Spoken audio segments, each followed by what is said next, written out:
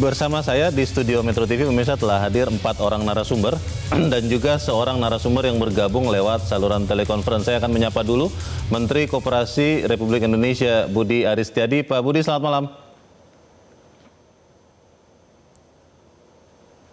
Pak Budi Aris, selamat malam. Nah, ini kelihatannya masih ada gangguan komunikasi. Saya akan menyapa dulu para narasumber yang telah hadir bersama saya di studio Metro TV. Mantan Menteri Koperasi dan Usaha Kecil dan Menengah Syarif Hasan. Pak Syarif, selamat malam. Selamat malam Mas Leonard. Sehat Pak? Ya? Sehat ya? Alhamdulillah. Alhamdulillah. Kita harus sehat. Walaupun makannya tidak ikut makan bergizi gratis kan Pak? Oh iya, tapi kita support programnya. Oke, baik. Telah hadir juga bersama kami di studio Metro TV juru bicara Kantor Komunikasi Kepresidenan Ujang Komarudin. Kang Ujang, selamat malam. Selamat malam Bang Renat. Iya, sehat-sehat ya. Alhamdulillah. Waalaikumsalam. Baik. Dan juga telah hadir bersama kami Direktur Eksekutif Celios, Bima Yudhistira. Mas Bima, selamat malam. Selamat malam Mas. Sehat-sehat ya? Sehat. Baik. Dan juga telah hadir bersama kami Ketua Asosiasi Pengusaha Indonesia atau APindo, Sutrisno Iwantono. Pak Sutrisno, selamat malam. Selamat malam. Kita akan bicara, sebenarnya saya ingin bertanya dulu kepada Pak Budi Ari, tapi kami masih mengalami gangguan komunikasi. Saya ingin bertanya dulu ke Pak Syarif. Pak Syarif, kalau Anda lihat, ini kan sebetulnya makan bergizi gratis tujuan awalnya memperbaiki kondisi gizi anak-anak, tetapi di saat bersamaan itu juga akan membuat pertumbuhan ekonomi karena pengadaan makannya pasti akan melibatkan UMKM, lalu pemerintah daerah juga akan bergerak. Pengalaman Anda, Pak Syarif Hasan, melihat besarnya proyek ini, untuk tahun ini kan 71 triliun Pak nilainya. Apakah pengusaha UMKM menurut Anda akan sanggup untuk mengadakan ini? Pertama, kewajiban pemerintah itu harus selalu membina pengusaha UMKM dan para pegiat koperasi. Oke. Itu kewajiban prioritas. Sehingga kalau ada pengusaha yang kurang mampu, kewajiban kita juga untuk membina supaya bisa menjadi mampu. Begitupun juga kalau ada pengusaha yang sudah berkualitas, kita dorong lagi supaya lebih berkualitas lagi. Artinya apa? Sebagai penyokong ekonomi Indonesia, UMKM dan koperasi, memang pemerintah wajib untuk membina mereka dari hulu sampai hilir. Oke. Ya, jadi dari semua aspek, mulai dari aspek literasi, aspek pembiayaan, aspek produksi, aspek pemasaran, kemudian aspek pembinaan secara konsisten harus didukung oleh pemerintah. Harus dilakukan oleh pemerintah. Baik. Jadi saya melihat kalau saja porsi anggaran yang dianggarkan oleh pemerintah 71 triliun untuk tahun 2025 ini, itu para pelaku usaha UMKM didorong untuk berpartisipasi aktif. Begitupun koperasi, maka memang dampak untuk jangka pendeknya adalah mendorong agar semua pelaku ekonomi UMKM itu bisa melakukan akselerasi ekonominya, sehingga betul-betul bisa tumbuh.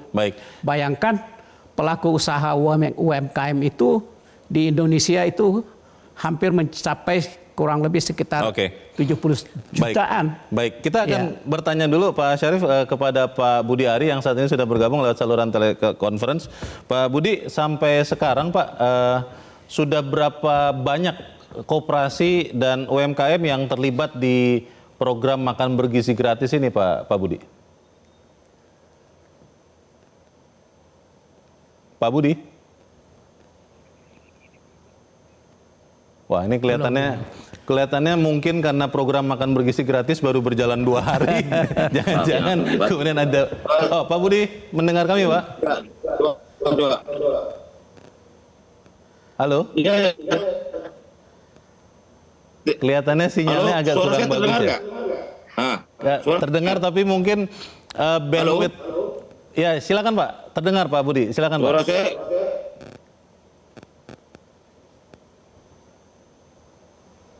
Oke, sambil kita menunggu sambungan komunikasi yang lebih baik, saya akan tanyakan pertanyaan itu ke Kang Ujang. Kang Ujang, kalau melihat kan sebetulnya ada multiplier efek yang kita harapkan juga dari program MBG ini. Sampai sekarang ada berapa banyak sebetulnya UMKM yang dilibatkan dan sudah terlibat dan akan terlibat? Kalau kemarin kami berdiskusi ya dengan BGN gitu, Pak sebenarnya yang berhak untuk menjawab adalah Pak Budi Ari. Yeah. Sudah clear di media menyampaikan ada 1.000 lebih gitu kan. 1.000 lebih ya? 1.000 lebih, nanti secara data beliau akan sampaikan. Oke. Tapi kalau kita menyaksikan ada memang SPK-SPK itu yang sudah ditandatangani, sudah ada kontrak-kontrak antara BGN dengan mitra-mitra itu. Ada dari yayasan, ada dari koperasi, ada juga dari UMKM, ada juga dari BUMDes. Ini kan menciptakan sebuah multiplier effect yang bagus ya bagi masyarakat di lingkungan. Karena kami memang targetnya bukan hanya sekedar menghilangkan malnutrisi, tapi jangka panjangnya bagaimana menghidupkan ekonomi lokal itu. Kami berharap dari anggaran 1 miliar yang di desa itu juga untuk menunjang makan beri gratis. Artinya ada gotong royong bersama bahwa sejatinya program prioritas ya Pak Presiden yang ada ini didukung oleh seluruh komponen bangsa. Dana desa berarti juga akan dilibatkan dalam hal ini? Ya, kepala desa tentu akan support itu ya. Tentu ada ukuran-ukuran, ada standar-standar, ada prioritas yang harus dibangun. Ya. Tapi yang pasti anggarannya sudah dari negara sudah ada. Yang jelas semua komponen bangsa itu akan mendukung program ini. Bang Leonard, saya menyaksikan ya begitu bersyukur ya. Ketika kita bandingkan misalkan dengan luar negeri, ketika kami kick off gitu, alhamdulillah lancar ya, ada minus-minus sedikit itu hal yang wajar. Tetapi semuanya berjalan dengan baik. Soal makanan kami melihat di SD 05 dan 03 Cilangkap Depok itu ya semua bagus ya, kebutuhan gizinya juga tercukupi. Ada vitamin, ada karbohidrat gitu, ada yodium, memang ada benar-benar bergizi. Betul. Ada kritikan-kritikan yang disampaikan memang oleh teman-teman media, oleh masyarakat, tetapi kami bersandarkan kepada kecukupan gizi. Jadi kan di SPPG ada Satuan Pelayanan Pemenuhan Gizi namanya. Itu ada 3 orang yang dilibatkan. 3 ahli? Ya 3 ahli. Yang pertama ya ketuanya koordinator, yang kedua ada ahli gizi, yang ketiga adalah ya administrasi ataupun akuntannya. Nah artinya ketika kita melihat dapur-dapur SPPG itu adalah dilihat dari semua kelayakan-kelayakan yang ada. Bahkan ketika saya meninjau pun ada ibu-ibu, emak-emak yang masak itu dari jam 3 pagi, bayangkan. Artinya ini masyarakat menyambut bahwa emak-emak yang ikut ya, ibu-ibu yang ikut partisipasi memasak di dapur itu juga ingin berkontribusi dalam konteks menyelenggarakan makan gizi gratis yang baik. Nah, saya ingin katakan juga bahwa sejatinya ini program Pak Presiden, dan tadi alhamdulillah tidak ada kendala yang seperti luar negeri, mohon maaf di India ada keracunan. Kita bersyukur Tuhan menjaga kita. Keamanannya. Ya Allah Subhanahu wa Ta'ala menjaga kita bahwa sejatinya di kick off hari pertama kemarin, hari kedua ini semua berjalan dengan baik. Walaupun ada kritikan-kritikan dari publik. Yaitu kami terima, bagaimanapun ada evaluasi. Untuk masukan ya. Pak Kepala BGN mengatakan evaluasi tiap hari gitu untuk memastikan bahwa step by step hari demi hari program ini berjalan dengan baik ke depan. Gitu.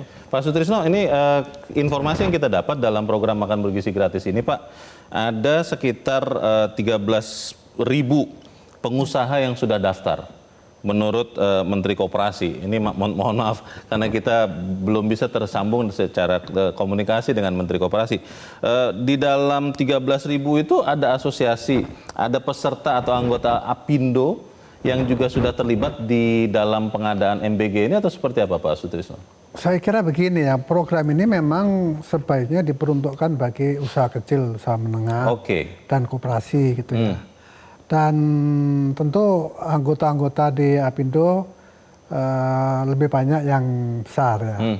Oleh karena itu yang besar-besar ini ya janganlah masuk ke wilayah itu. Tapi ini kan potensi profit juga kan Pak Sutrisno. Bagaimana kemudian Apindo bisa menjaga supaya ya ini berbagi keuntungan lah begitu? Iya, berbagi keuntungan, tapi biar saja yang UKM.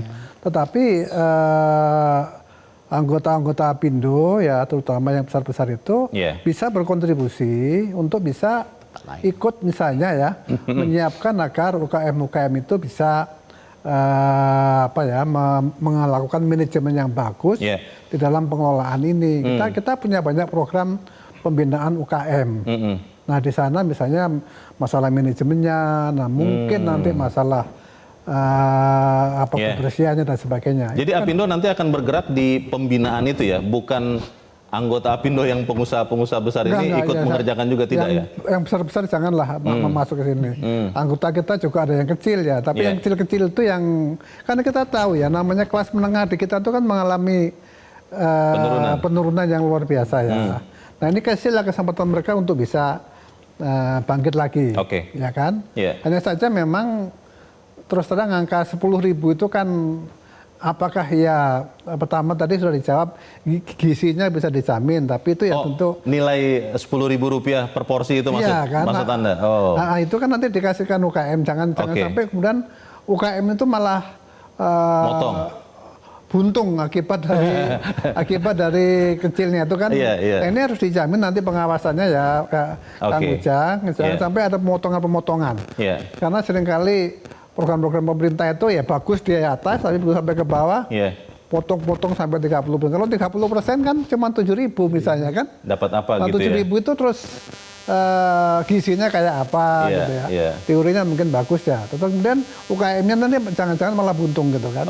Nah ini saya kira semua pihak kita, pertama kita support ya program ini, tetapi juga kita menginginkan itu betul-betul delivery-nya sampai kepada yang berhak gitu. Pak Budi Ari sudah bergabung bersama kami, Pak.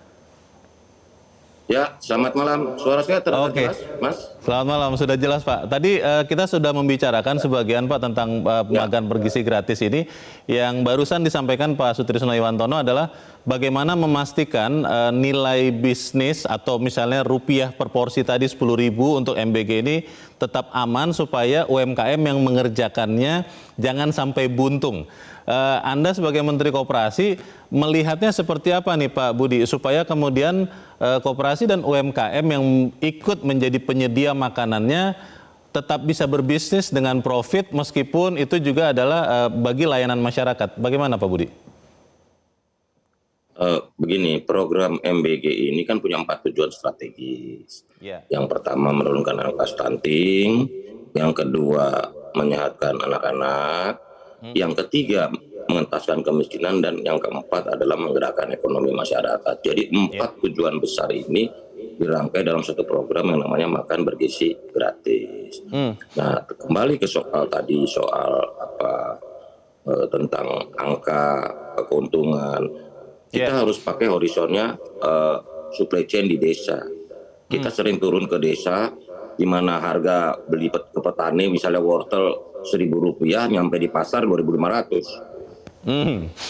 Gitu. Jadi sebenarnya rantai pasok ini juga mengalami penyederhanaan yang juga jangan dijangkau pakai harga-harga yang dibeli orang kota terhadap satu produk gitu loh. Karena banyak di desa bahan-bahan itu jauh lebih murah. Yang pasti ini selama nanti untuk ekosistemnya kita yakin bahwa harga-harga itu akan menemukan keekonomiannya, begitu loh. Karena banyak barang-barang di desa itu buah, sayur itu dibeli petani cuma Rp1.000, sampai ke pasar di Jakarta udah 4.000, 5.000. Ada kesenjangan harga signifikan. Jadi ada kesenjangan harga signifikan, disparitas harga di tingkat petani dan tingkat konsumen itu sangat besar gitu loh. Nah, kita berharap juga dengan program ini disparitas harga itu menjadi lebih wajar, lebih ekonomis, tidak terlalu jomplang begitu loh. Pak Menteri, sudah ada berapa koperasi Pak yang join di program makan bergizi gratis ini sampai sejauh ini? Ya, sampai sejauh ini kami sudah mencatat ada 1.332 koperasi, di mana 350-an itu koperasi beras dan jagung, 300 koperasi ikan, 160 koperasi telur, 114 koperasi ayam, hampir 100 koperasi sayur, hampir 80 koperasi susu, 70 koperasi daging, dan 70 koperasi buah. Jadi kan memang program makan bergizi gratis ini kan kita harus mengandaikan bahwa setiap daerah tidak menghasilkan semua. Katakanlah begini, susu dihasilkan di daerah tertentu, wortel dihasilkan di daerah tertentu. Nah inilah nanti dalam jangka pendek ini kita sedang mempersiapkan COP-Hub, jadi menghubungkan supply chain ini. Karena misalnya telur, tidak semua daerah penghasil telur, atau penghasil wortel, penghasil sayur. Nah ini bagaimana nanti sinkronisasi konsolidasi supply chain dalam makan bergizi gratis ini. Begitu, Mas. Baik. Saya ingin ke Mas Bima. Mas Bima, kalau melihat ini kan sesuatu yang baru dimulai di Indonesia. Betul sudah ada uji coba. Betul ada contoh negara-negara lain, tapi situasi kita kan berbeda dengan negara-negara lain. Bagaimana memastikan bahwa rantai bisnis yang sedang diciptakan ini itu akan benar-benar bisa berkelanjutan? Karena jangan sampai kita harap yang tadi sempat diingatkan Pak Sutrisno, UMKM mengerjakan MBG ini niatnya baik, tapi malah bisa jadi buntung. Bagaimana, Mas Bima? Ya, jadi seminggu yang lalu kita coba menanyakan kepada masyarakat atau kepada responden persiapan soal makan bergizi gratis. Dan ternyata hampir sebagian besar, itu lebih dari 50% inginnya satu, bahan pangannya lokal. Jadi sejalan tadi. Artinya memang model penyalurannya juga harus desentralisasi. Jadi bukan terpusat kepada dapur-dapur umum yang misalnya menaungi terlalu banyak sekolah, tapi harus sekolah ataupun yang paling dekat dengan sekolah itu punya dapur sendiri. Jadi kita bisa ambil contoh nggak harus dari Jepang atau dari India, banyak dari negara-negara bahkan yang lebih rendah daripada kita, misalnya secara ekonomi seperti Mali, itu juga melakukan berbagai jenis desentralisasi. Karena tadi disebutkan oleh Pak Budi Ari misalnya, bahan pangan itu pangan lokal, kemudian dari segi harga, itu memang potensi kita besar dan tidak perlu dipaksakan. Boyolali dengan peternakan susu pasti harga lebih murah di sana. Coveragenya tinggal dihitung berapa banyak sekolah yang bisa menyerap susu di sekitar Boyolali. Di Pantura misalnya atau daerah Sulawesi perikanan. Sehingga yang penting kan nilai gizinya sama. Nah, selain itu juga masyarakat itu menginginkan agar titik terlemah dalam hal distribusi ini juga menjadi salah satu catatan. Selain itu isu lainnya adalah masalah UMKM. Jadi masyarakat itu ingin agar konkretnya itu dalam bentuk pengadaan barang jasa itu langsung di-lock regulasi. Sejauh ini 40% pengadaan barang jasa kan produk lokal UMKM. Tapi spesifik untuk makan bergizi gratis itu idealnya di atas 85%. Jadi Pak Prabowo misalnya bilang bahwa MBG harus pangan lokal, konten impornya kalau bisa tidak ada. Ya. Meskipun kita tahu ya bawang putih itu memang hampir 85% lebih impor. Tapi untuk barang lainnya, itu sebaiknya memang dipenuhi oleh pangan-pangan lokal, karena efek bergandanya nanti bisa lebih besar. Tapi regulasi LKPP yang kita inginkan, 85% minimum melibatkan pangan lokal dan juga UMKM koperasi. Itu belum ada ya? Sejauh ini belum ada. Dan 40% saja banyak daerah belum bisa memenuhi itu. Baik. Pak Budi, saya ingin bertanya terkait dengan dampak ekonomi dari perputaran bisnis makan bergizi gratis ini, Pak Menteri, apakah memang sesignifikan seperti yang Anda katakan? Atau seperti apa Pak gambaran mulai dari 71 triliun tahun ini sampai nanti kalau dalam 5 tahun menjadi 460 triliun, itu dampak ke pertumbuhan ekonomi Indonesia seperti apa Pak Menteri? Dalam ekonomi pangan itu banyak produk-produk yang pangan yang dihasilkan oleh para petani tapi tidak terserap oleh market. Karena problem harga, problem logistik, dan problem-problem lainnya. Kalau dari laporan Bappenas dan FAO di tahun 2021 aja, ada sekitar 500 triliun produk pertanian tidak terserap. Ini kan sangat ironis. Artinya kalau kita bisa serap dengan program MBG, kerugian ekonomi yang diderita oleh petani itu bisa berubah menjadi penghasilan. Gitu loh. Nah karena itu sudah ada studi juga dari INDEF ketika pilot project MBG dengan dana 71 triliun itu bisa menambah pertumbuhan ekonomi 0,06%. Jadi kalau nanti sampai hampir 300 triliun yang dikucurkan, daya ungkit pertumbuhan bisa mencapai 0,89%. Di masa percontohan saja sudah kita lihat banyak UMKM yang terlibat, koperasi yang terlibat, yang juga memberikan tingkat penambahan tenaga kerja, bahkan mitra driver online itu mendapatkan 17% tambahan penghasilannya. Lihat percontohan di 10 kabupaten. Jadi MBG ini mengalirkan uang ke kabupaten-kabupaten, ke desa-desa penghasil yang fokusnya pada pertanian dan pangan. Jadi di 2029 nanti total anggaran bisa mencapai 50 miliar per kabupaten. Atau sekitar 8 miliar per desa per tahun seperti disampaikan Pak Presiden pada pengarahan tahun lalu. Baik. Itu artinya akan di satu sisi mendongkrak ekonomi dan kedua membantu menghapus kemiskinan ekstrim di desa-desa.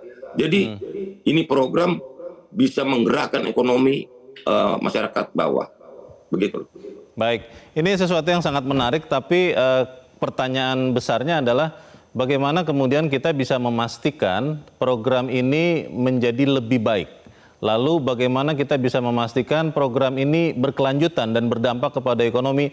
Pemirsa tetaplah bersama kami, Top Ekonomi akan segera kembali. Jelajahi cara baru mendapatkan informasi. Download Metro TV Extend sekarang.